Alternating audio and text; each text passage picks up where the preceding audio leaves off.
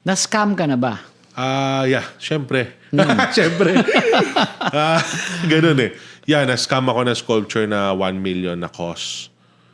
Yan. Pag na-scam ka, para ka na-hypnotize nila ng mga ilang sandali eh. Oo. Tapos di mo alam, na-scam ka, too late na. So, totoo yun, na-scam na ako. Talaga? Yeah, sa sapatos twice. Sa laruan yun yung pinakamasakit, 1 million pesos. How do you account for that now? Paano mo... Ngayon talaga, maski na mas mahal dito sa seller na to, maski na mas mahal siya, doon ako bibili doon sa makakatulog ako sa gabi. Kaysa bibili ako, kaya yung advice ko rin sa mga sapatos, kunyari, bibili kayo Instagram, gusto nyo maka-jackpot, hindi, bumili kayo dito sa mas mahal ng konti, makakatulog kayo sa gabi, darating yung sapatos sa inyo tunay. Oo. Kaysa maghanap-hanap kayo, mapeke kayo, ma-scam kayo.